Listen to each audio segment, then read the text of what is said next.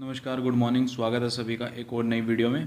आज का जो हमारा टॉपिक है ये है रिपीटेड वोकैब क्वेश्चंस।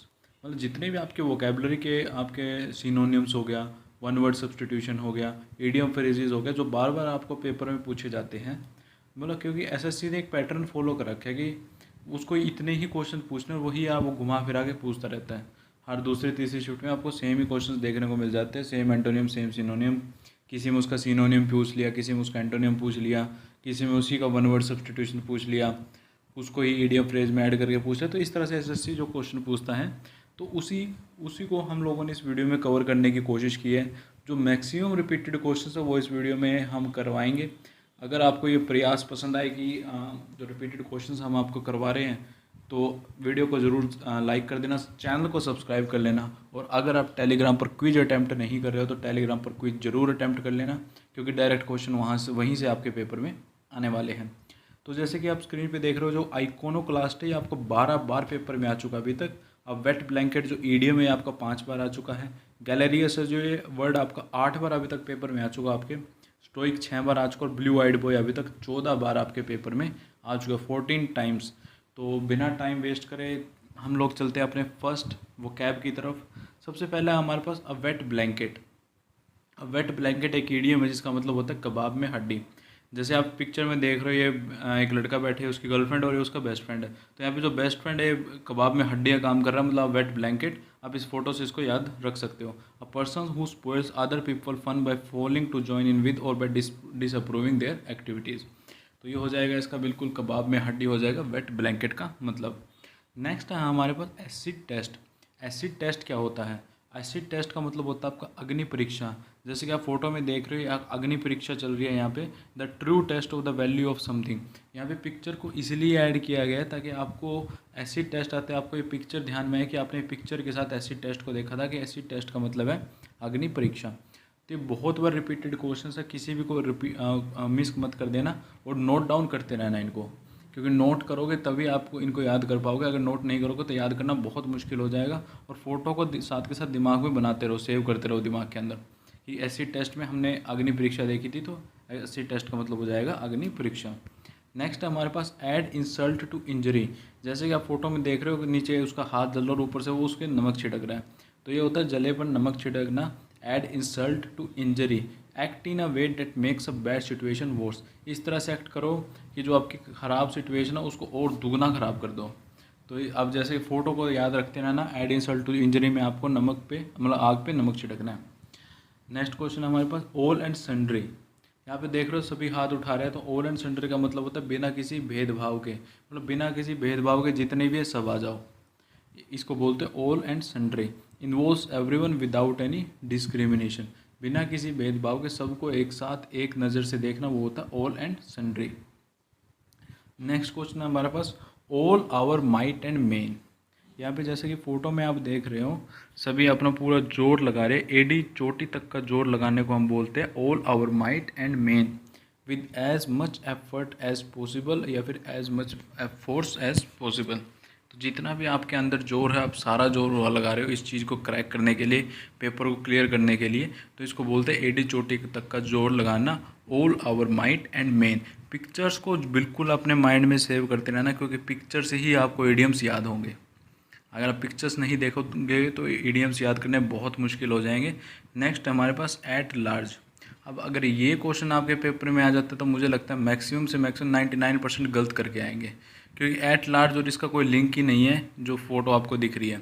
लेकिन सच्चाई यही है कि इसका मतलब यही होता है। एट लार्ज का मतलब होता है भागा हुआ अपराधी।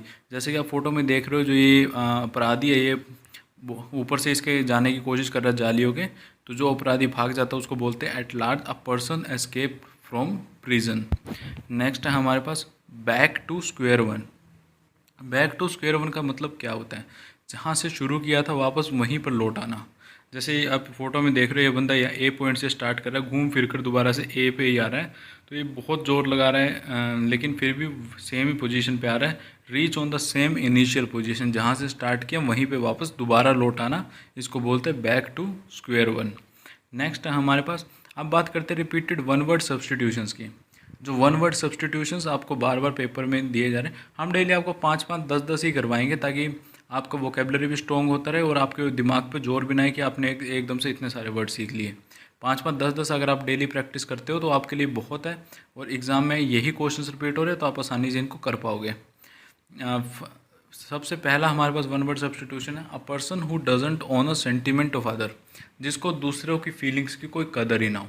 अपना डायरेक्ट लैंग्वेज में इसका मतलब ये होता है, अ person who doesn't on a sentiment of other, जिसको दूसरों की फीलिंग्स की कोई कदर ना हो, कठोर, निर्दयी, बेदर्द।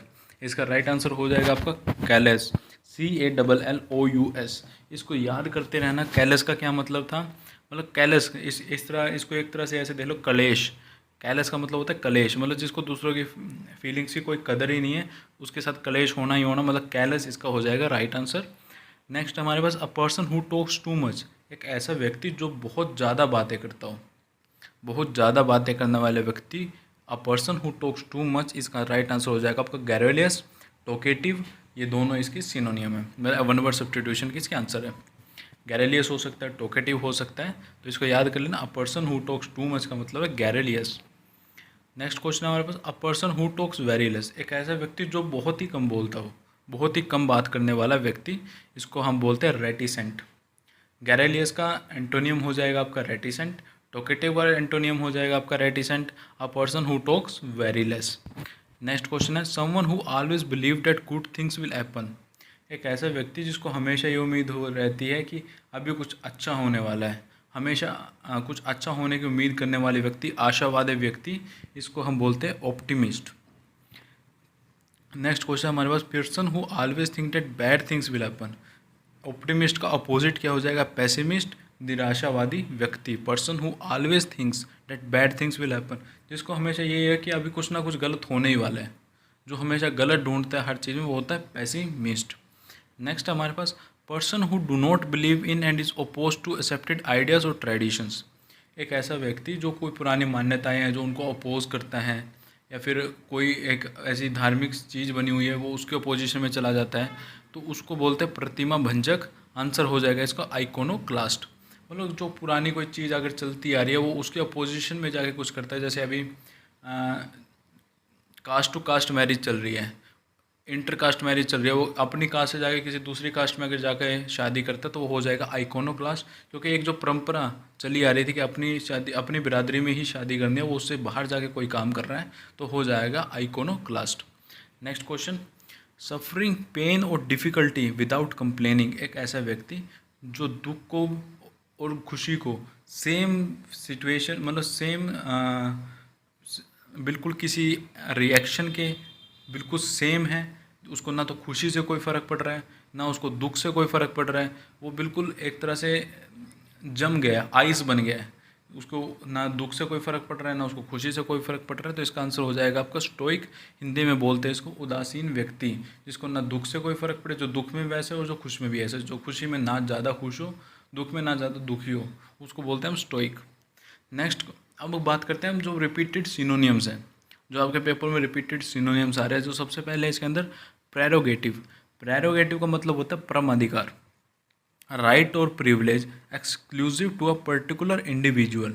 अब जैसे आपके फादर की जो प्रॉपर्टी है वो आपकी प्रेरोगेटिव है, मतलब वो आपका परम अधिकार है कि वो आपको ही मिलेगी, आपके अलावा किसी, अगर आप सिंगल सन हो तो वो आपको ही मिलेगी। ये होता है प्रेरोगेटिव, राइट और privilege exclusive exclusive to a particular individual. इसके सिनोनियम हो जाएंगे एंटाइटलमेंट, प्रिविलेज या बर्थ राइट, जन्म सिद्ध अधिकार। तो ये होता है आपका प्रेरोगेटिव। नेक्स्ट हमारे पास चिवेलरियस। चिवेलरियस का क्या मतलब होता है, स्त्रियों के प्रति सम्मानपूर्वक व्यवहार रखने वाला, स्त्रियों के प्रति सम्मानपूर्वक व्यवहार रखने वाला व्यक्ति होता है आपका chivalrous. A man of kind, polite and has honour for women, जिसके मन में औरतों की बहुत ज़्यादा इज्जत हो, वो होता है आपका चिवेलरियस। इसका सिनोनियम हो जाएगा गैलेंट, ऑनरेबल या कॉन्सिडरेट। इनको नोट डाउन करते रहना, क्योंकि अगर आप सिर्फ वीडियो देखोगे तो याद करने का कोई फ़ायदा नहीं है। लिखो इनको, लिखने के बाद एक बार आपको लिखने में याद होगे, फिर उसको दोबारा जब रिवाइज करोगे तब याद होंगे। तो इस तरह से आपका जो प्रैक्टिस है वो ज़्यादा स्ट्रॉन्ग हो जाएगी, तो इनको लिखते ज़रूर रहना। नेक्स्ट हमारे पास एडामेंट। एडामेंट का मतलब होता है अडिग व्यक्ति, one who do what he want, जो उसने सोच लिया बस वो करना ही करना है। इसकी ट्रिक होती है आड़ा हुआ मैन इज़ एडामेंट, जो एक जगह अड़ गया वो एडामेंट है। मतलब उसने जो सोच लिया वो उसको करना ही करना है, फिर उसको वहाँ से हिलाना बहुत मुश्किल है। अब उसने सोच लिया कि उसको सीजीएल क्रैक करना तो करना ही है, वो उसकी जिद बन चुकी है। अब जब तक करेगा नहीं, जब तक वो डायलॉग है ना, जब तक छोड़ेंगे नहीं तब तक, जब तक तोड़ेंगे नहीं तब तक छोड़ेंगे नहीं। तो सेम है, अड़ा हुआ व्यक्ति अनशेकेबल, इमूवेबल या इनफ्लेक्सिबल। जिसने एक बार जो दृढ़ निश्चय कर लिया तो कर लिया बस। नेक्स्ट क्वेश्चन है लीथल। लीथल का मतलब होता है घातक। घातक, कॉजिंग और एबल टू कॉज डेथ। इसके सिनोनियम हो जाएंगे आपके डेडली, फैटल या मोर्टल। जैसे बोलते हैं deadly combination, lethal combination, fatal combination, तो ये सब होता है आपके घातक, कॉजिंग और able to cause death. Frugal. Frugal का क्या मतलब होता है? मितव्ययी, using only as much as money और फूड एज इज नेसेसरी। जितनी उसको आवश्यकता है सिर्फ उतना ही वो खर्चा कर रहा है, उसे 1 रुपया भी फालतू खर्च नहीं कर रहा, तो वो होता है आपका फ्रूगल व्यक्ति, फ्रूगल पर्सन। इसके ट्रिक क्या है? Frugal sounds like few girl. Frugal एक ऐसे साउंड करता है जैसे कि few girl. If you have few girlfriends you would waste less money on that. अगर तुम्हारे पास बहुत कम गर्लफ्रेंड है या फिर एक गर्लफ्रेंड है तो उस पर तुम बहुत कम पैसा खर्च करोगे। अगर तुम्हारी 2 गर्लफ्रेंड है तो बहुत ज़्यादा पैसा खर्च करोगे। तो फ्रूगल को आप ऐसे याद कर लो, आपके पास एक गर्लफ्रेंड है तो आप उस पर बहुत कम खर्चा कर रहे हो, तो वो हो जाएगा आपका मितव्ययी व्यक्ति, using only as much money for food as is necessary. मतलब जितनी ज़रूरत है सिर्फ उतना ही वो खर्चा कर रहा है, चाहे वो खाने पे कर रहा हो या किसी दूसरी चीज़ पे कर रहा हो, सिर्फ सेम उतना ही कर रहा है जितना कि उसको आवश्यकता, उससे कुछ भी फालतू नहीं कर रहा। सिनोनिम होता है इसका थ्रिफ्टी, प्रोविडेंट और प्रूडेंट। नेक्स्ट है हमारे पास रेटिसेंट। रेटिसेंट पीछे भी आया तो दोबारा रिपीट हो रहा है, शांत रहने वाला व्यक्ति, क्योंकि ये वन वर्ड्स, ये आपका डायरेक्ट एंटोनिम सिनोनिम में भी पूछा गया रेटिसेंट। रेटिसेंट का हो जाएगा आपका शांत रहने वाला व्यक्ति, not wanting to tell people about things. इसके सिनोनिम हो जाएंगे आपका टैकिटर्न, हेजिटेंट और रेस्ट्रेंड। नेक्स्ट है हमारे पास एब्सटेन। एब्सटेन का मतलब होता है बचना, to stop yourself from doing something that you enjoy. अपने आप को उन चीज़ों से दूर रखना जो आपको पसंद है, कंफर्ट जोन से बाहर आ जाना। इसके सिनोनियम होते हैं रेफ्रेन, टेम्पोराइज या टर्न डाउन। तो ये थे आज की वोकेबलरी की वीडियो। अगर आपको ये वीडियो पसंद आ रही है, आपको हमारा प्रयास पसंद आ रहा है, जो हम रिपीटेड क्वेश्चंस एसएससी के आपके लिए लेके आ रहे हैं, सिनोनिम, वन वर्ड सब्सटीट्यूशंस या फिर आपके इडियम फ्रेजेस, तो चैनल को ज़रूर सब्सक्राइब कर लेना। डिस्क्रिप्शन में टेलीग्राम का लिंक है, टेलीग्राम को ज़रूर ज्वाइन कर लेना, क्योंकि वहाँ पे डेली क्विजेज आती है। अगर आप क्विज अटैम्प्ट नहीं करोगे तो आप बहुत नुकसान कर रहे हो खुद का। क्विज डेली अटैम्प्ट करो, चैनल पर डेली कम्युनिटी टैब के अंदर क्विज आती है, वो भी डेली अटैम्प्ट करो, क्योंकि अगर आप क्विजीज अटैम्प्ट करोगे तभी आप पेपर को क्लियर कर पाओगे, क्योंकि आपको आपका लेवल पता लगता रहेगा, दूसरे बच्चे क्या आंसर कर रहे हो और आप उसका क्या आंसर कर रहे हो। तो मिलते हैं एक और नई वीडियो में, तब तक के लिए thank you, best of luck. जल्दी नए नए टॉपिक के साथ फिर मुलाकात होगी।